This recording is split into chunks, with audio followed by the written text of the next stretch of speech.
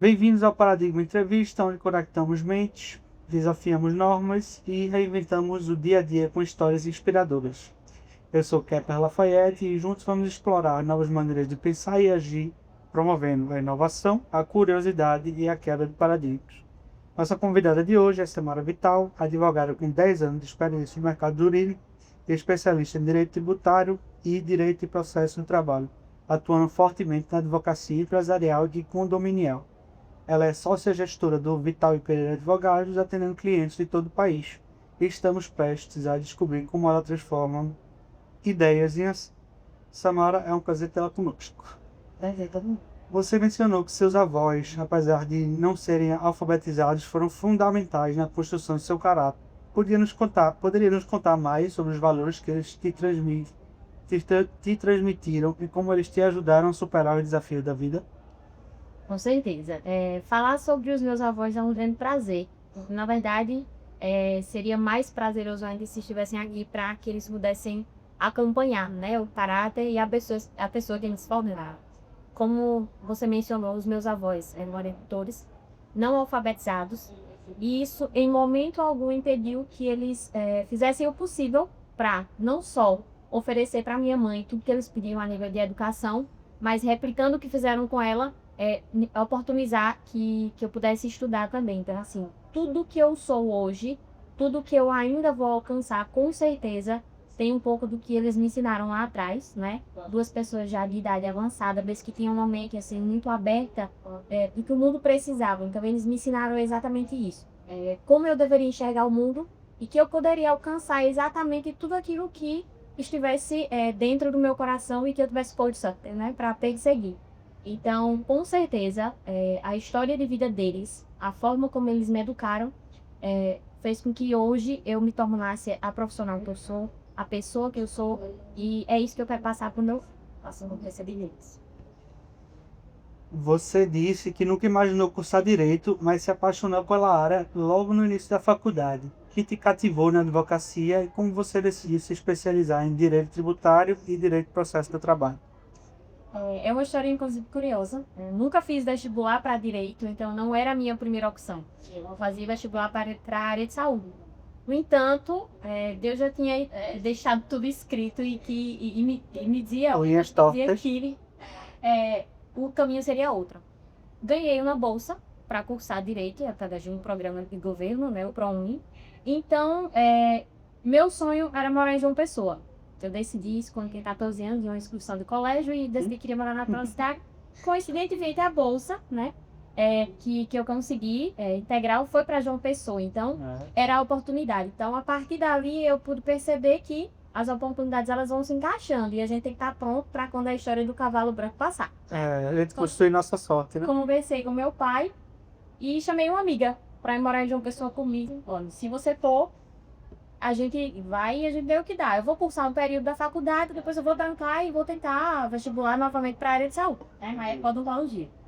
E quando eu terminei o primeiro período da faculdade, acho que por ter acesso ali aos meus professores, vendo aquela dinâmica, me entregando, apesar de saber que não era o que eu queria a princípio, me entreguei por completo, fiz um semestre como deveria ser, e no final desse semestre eu decidi não só que iria concluir a faculdade, mas que iria advogar, né? Eu não pensei em momento nenhum após esse primeiro período em fazer concurso, porque eu consegui enxergar ali que a minha vida estava muito vinculada ao que eu estava vivenciando dos meus professores que eram advogados. Então, assim, decidi e não desisti dessa ideia, e é isso que tenho feito com muito prazer e pretendo fazer até o resto da minha vida profissional. A perda da sua irmã imagina ter sido um momento muito difícil. Como você encontrou forças para seguir em frente e como essa experiência impactou sua visão sobre a vida e a carreira? Sem dúvidas, assim, a perda da minha irmã muito precoce foi o momento mais difícil da minha, sem dúvida. Me recordo que, acompanhando minha irmã no hospital, os 2 dias de vida, eu estava sentada na cadeira ao lado da cama dela, trabalhando, fazendo algumas coisas do escritório, porque eu tentava, né, equilibrar ali a situação, então eu poderia abandonar o escritório, e eu jamais sairia de perto da minha irmã a todo momento, e eu só pensava assim, ela vai sair daqui comigo, né? Não foi essa a vontade de Deus. Ela foi embora muito precocemente. E naquele momento eu precisava me agarrar a alguma coisa para continuar. E sem dúvida nenhuma foram as minhas sobrinhas. Ela deixou uma filha de 11 anos na época, outra de 1 ano. E sem dúvida nenhuma, toda vez que eu pensava assim, em abandonar tudo, eu lembrava das meninas e o compromisso que eu fiz com a mãe delas, né? De que elas nunca estariam sozinhas. Então, sem a menor dúvida, as minhas bessourias, Maria Teresa e Valentina. Você se tornou mãe recentemente e mencionou a busca por equilíbrio entre a vida profissional e pessoal. Como você organiza a sua rotina para dar conta de todas as suas responsabilidades e como o escritório se adaptou a essa nova fase da sua vida? Considerando o meu histórico, eu diria que essa é a pergunta do momento. Todo mundo me faz essa pergunta, como é que eu tenho feito para equilibrar? Porque quem me conhece sabe que a minha rotina de trabalho era sem horário para parar. Então, assim, eu e meu sócio, a gente acostumou a ter uma rotina de trabalho até meia-noite, 1 hora da manhã. A gente sempre disse que o nosso horário, o dono do nosso horário era o nosso cliente. Então, a qualquer momento que ele precisasse, a gente estaria ali. E quando, antes mesmo de Heitor nascer, eu já comecei a organizar isso numa dinâmica que eu sabia que ia ser completamente diferente. E hoje eu costumo dizer o seguinte, eu me preparei durante 10 anos para a chegada do meu filho, mesmo antes de imaginar que ele chegaria agora. Então, eu sempre pisei no acelerador. Trabalhei enquanto eu pude, no máximo de horas que eu conseguia, porque sabia que no momento em que meu filho chegasse, eu precisaria readaptar a minha rotina diária, todo o meu tempo. E hoje, sem dúvida nenhuma, é o melhor momento da minha vida em que eu consigo equilibrar a minha maternidade, meu casamento, o escritório, sem precisar negligenciar nenhuma das áreas. Eu tento sempre manter esse equilíbrio. Então, antes de ir para o escritório, se eu não tiver nenhuma audiência ou nenhuma reunião pela manhã, meu primeiro compromisso é o meu filho, sem a menor dúvida. Se tiver uma audiência, se tiver um compromisso, a gente acorda um pouquinho mais cedo, mas não deixa de dar atenção, não deixa de passear com ele pela manhã, porque ele já sabe que é um compromisso. Então, assim, venho mantendo esse equilíbrio e tenho absoluta certeza que não é fácil, é um desafio. Toda mulher que é mãe, tem casa, marido, qualquer tipo de empresa, seja, enfim, setor de advocacia ou qualquer outra atividade, não é fácil, mas também não é impossível e também não é esse bicho de sete cabeças que as pessoas às vezes, né, querem que a gente acredite. Exige muita organização, muito planejamento e, obviamente, exige muita força de vontade, né? Você tem que estar ali todos os dias sabendo o que você tem que fazer. E no final do dia é cansativo? Mas é maravilhoso, talvez não tenha. O último ano foi o melhor da sua vida, tanto pessoal quanto profissionalmente. Poder compartilhar conosco alguns dos marcos mais importantes que você alcançou nesse período? Pois é. Os últimos 12 meses foram cruciais para a minha evolução como pessoa e como profissional. Primeiro porque desses 12, né, 9 passei na gestação, né, então, e eu consegui trabalhar até o último dia antes do meu parto. Isso para mim foi fundamental. Era muito bom perceber que eu estava ali com o meu filho, né, aguardando para nascer, mas que eu estava conseguindo dar conta das coisas do escritório. Talvez não na mesma velocidade, talvez não com a mesma, vamos dizer assim, com a mesma pegada de trabalhar em 14, 16 horas por dia, dentro das limitações naturais, né, do final de gestação. Mas nesse período, eu tinha em mente que eu precisava construir alguma coisa ainda mais sólida dentro do escritório. Por quê? Eu sabia que eu precisaria me afastar durante o inverno, né, no ponto da minha licença maternidade. Eu precisava focar muito na gestão do escritório para que tudo funcionasse quando eu precisasse me ausentar. Então, foi exatamente o que eu fiz. A gente fortaleceu todas as bases do escritório, em todos os setores. Graças a Deus, eu conto com um sócio que me apoia muito as minhas decisões enquanto gestora do escritório. Então, apresentei para ele qual seria o projeto para que a gente pudesse tocar o escritório, focando na gestão de pessoas, na gestão interna, na gestão de processos, nos procedimentos internos. A gente contou com uma equipe muito boa. Então, profissionalmente falando, foram os 12 anos, os 12 meses de maior evolução dentro do escritório e, sem dúvida nenhuma, à medida que o escritório evolui, a minha evolução pessoal ela também acontece. E agora, principalmente com a chegada do meu filho, né? Em que eu pude complementar numa área que eu me preparei para isso. Eu me preparei para ser mãe e continuar sendo a sócia e gestora do escritório. Você falou sobre perseverança, determinação e evolução como palavras-chave da sua trajetória. Pode nos dar um exemplo de um momento ou alguma história que você precisou demonstrar essas qualidades para superar algum tipo de obstáculo? Perfeitamente.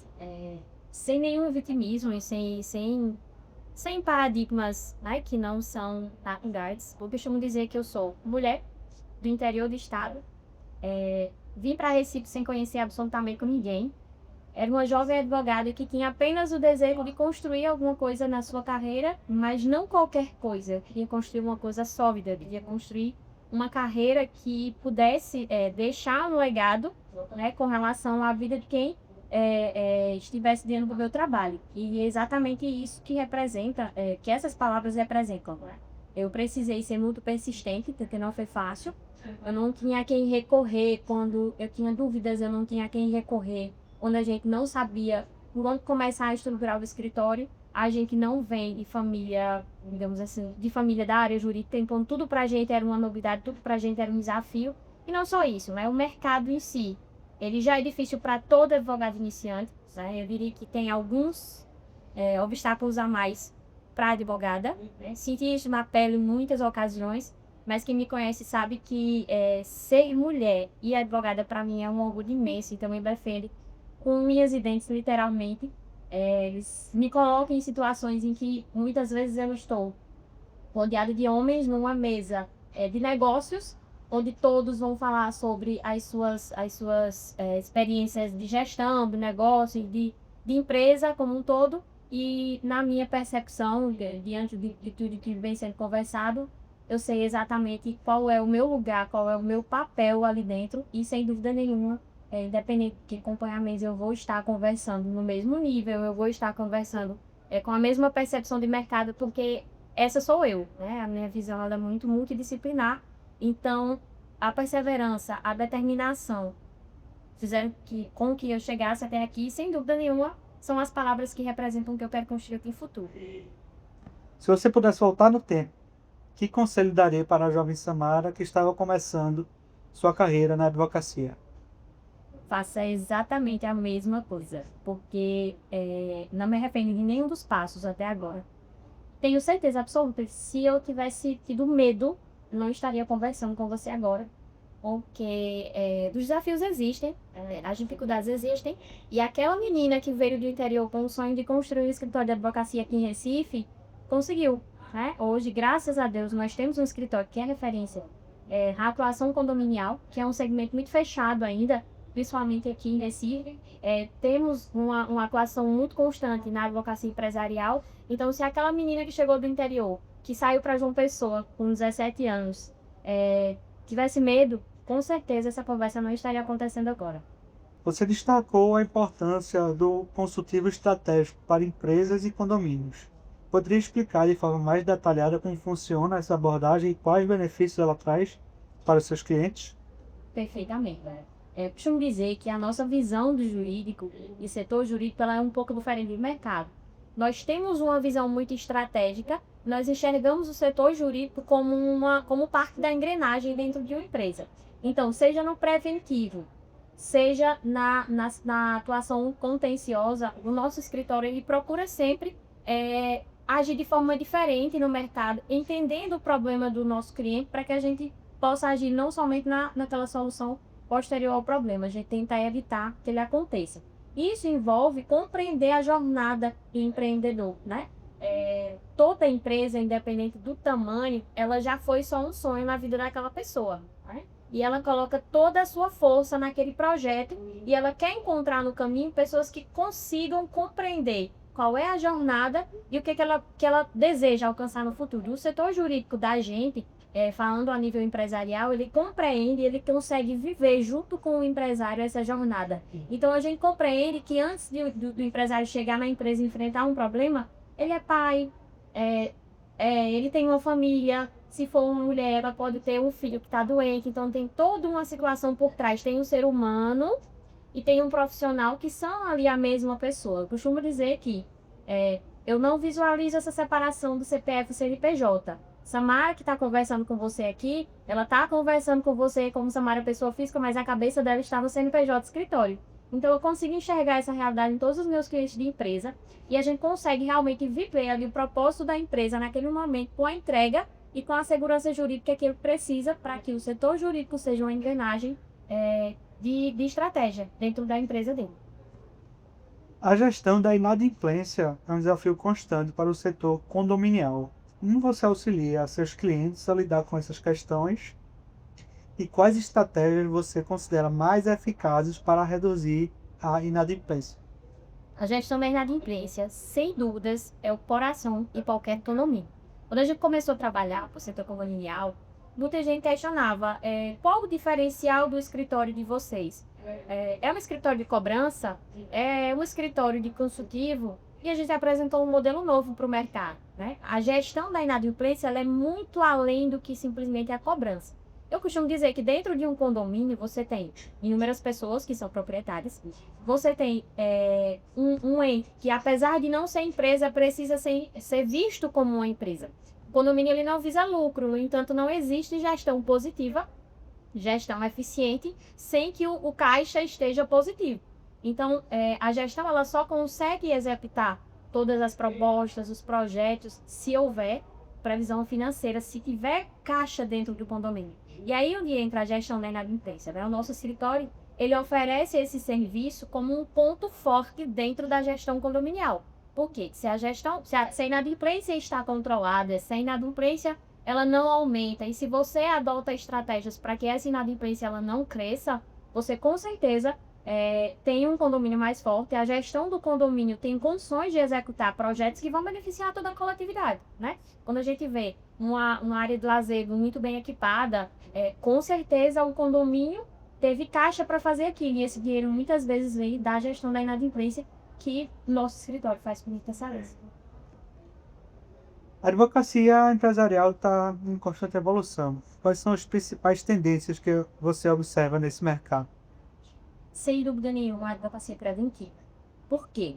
Apesar de não ser um tema tão recente, é um tema que já nos acompanha há bastante tempo, muitas empresas ainda não conseguem enxergar a importância da advocacia preventiva.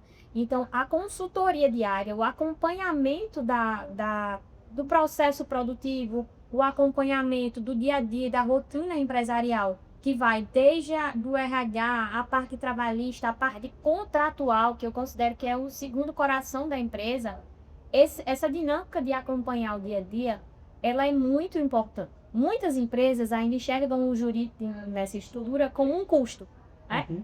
Não, eu não tenho condições ainda, a minha empresa ainda não tem condições de contratar um setor jurídico interno ou um setor jurídico externo. E essa visão, às vezes, é limitante, porque muito processo que não é tratado da maneira correta, ou mesmo um contrato que não é elaborado ou revisado da maneira correta, ele pode representar um custo muito mais alto do que a contratação preventiva desse advogado.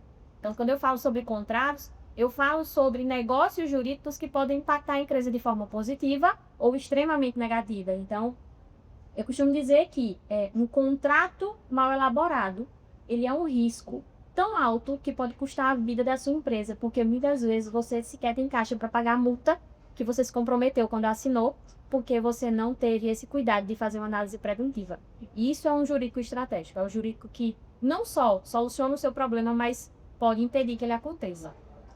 Se você pudesse implementar uma mudança na legislação brasileira que impactasse positivamente a sua área de atuação, a área de atuação do seu escritório, qual seria e por quê?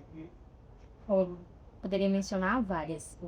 E com certeza, no âmbito empresarial, seria a alteração com relação à tributação, né? A gente percebe que muitas empresas ainda sofrem, porque apesar de se falar tanto em reforma tributária, apesar de se falar tanto em mudanças, a gente percebe que muitas empresas ainda vivem de forma desestruturada, digamos assim, no aspecto tributário, porque elas não têm acesso, muitas vezes, a uma contabilidade que seja eficaz, a um jurídico especializado. O empresário ele tem que ter a visão do negócio, mas a parte tributária, a parte de impostos, para ele muitas vezes é só mais um DARF, mais um boleto para pagar. Então, a simplificação pode, com certeza, trazer mais clareza, né, para os empresários, principalmente para quem está começando, que tem muitas vezes uma ideia no papel e não sabe quais serão os impactos tributários, quais serão os impactos daquela atividade para o mercado. Então, com certeza, seria simplificar mais as coisas para dar mais acesso a quem tem uma ideia e essa ideia pode gerar empregos lá na frente. Isso tem que ser visto dessa forma. Perfeito. Esse é o fim do segundo bloco. Pois é, história inspiradoras. Compartilhe a história de um caso ou cliente que te marcou profundamente e te inspirou a continuar a sua jornada na advocacia. Por incrível que pareça, apesar de ter uma atuação de foco na parte empresarial, na parte condominial, tem uma história que me marcou bastante, e foi um caso de adoção de um casal de idosos após a morte da mãe, né? Ele nos procuraram no escritório, é uma situação bem delicada, uma senhora já de 65 anos, a gente tinha de certa conclusão. E eles estavam realmente em uma situação bem delicada. Eles moravam em casa com a senhora, né, que era deles, e após a morte, eles foram expulsos em casa, praticamente. Eles precisavam de uma solução. Nossa, para ir morar, tá ali.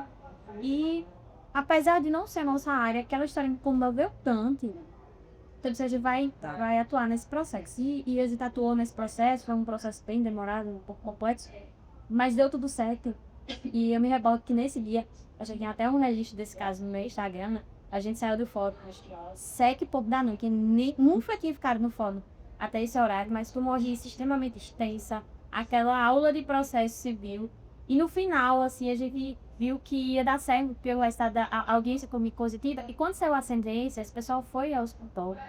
E assim, era muito choro, era muito agradecimento. São pessoas que convivem com a gente hoje. E isso me marcou bastante porque a gente percebe que muitas vezes a história do outro, por mais simples que pareça, ela pode ser tão impactante, a gente tem o poder impactar as pessoas de forma tão positiva, independente da área de atuação. Cada advogado tem uma experiência na sua área.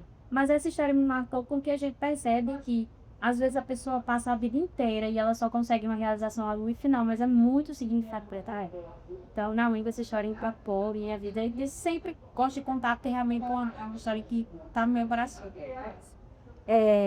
Grandes pensamentos ou pensadores que moldaram sua visão. Quais são os livros, autores ou frases que te inspiram e te guiam em sua vida pessoal e profissional? Tem um livro, eu gosto muito do livro, né, Star Wars, mas eu acho que tem um livro que foi muito impactante para mim, gosto de mencionar. O título do livro é Que Seja a Pessoa Certa no Lugar Certo. Esse livro ele fala muito sobre quais são as habilidades que você tem que ver no mercado, o que você tem a oferecer que outras pessoas não têm atuando naquele mesmo nicho. O que eu enxergo? Você precisa ter um diferencial, isso todo mundo já sabe. Mas a forma como você utiliza esse diferencial para impactar negócios, impactar pessoas, impactar positivamente no mercado, é que faz com que você seja diferente. Sim. Porque ter um diferencial hoje já é normal. O que você faz com o que você tem, qual é a sua qualidade, é que vai meio no ar. Então, esse livro com certeza resumiria. Foi um livro importante também, como isso, a gestão do escritório, né? Todo mundo sabe que eu sou advogada, mas eu precisei aprender sobre gestão. E gestão é sobre pessoas. Antes de mais nada, gestão é sobre pessoas. É sobre entender a equipe, é sobre entender a necessidade do escritório e como as pessoas podem ser direcionadas, né? Considerando as suas habilidades para que elas possam atuar dentro de um setor. Então, com certeza, esse livro foi bem importante na minha vida. E que mais te anima nesse momento em relação ao seu trabalho? Fale sobre os projetos, desafios ou oportunidades que te motivam e te deixam entusiasmada com o futuro do seu escritório. Com certeza, a evolução é a palavra. Comentei anteriormente, os últimos 12 meses foram muito impactantes e de uma evolução muito real, né? No escritório, na nossa vida, né? No sócio. E o que mais me impulsiona é saber que a gente está só no começo, que a gente pode realizar muito mais e que a gente tem disposição para isso, né? Hoje, o mercado condominial e o mercado empresarial, onde a gente segmenta a nossa atuação, são os setores que estão em extrema expansão e a gente tem acompanhado essa evolução. Então, assim, seja na evolução do digital, né? Colocando a nossa atuação de forma nacional, seja na evolução de base, vamos dizer que aquele atendimento do cliente está dentro da empresa do cliente, visualizar aquela necessidade ali do dia a dia. Nosso escritório hoje ele consegue atender nessas duas vertentes. Então a gente tem o base, que é aquela estrutura do escritório de advocacia como era anteriormente, e a gente está completamente conectado com o futuro. O nosso olhar é sempre lá na tela. Bloco 4.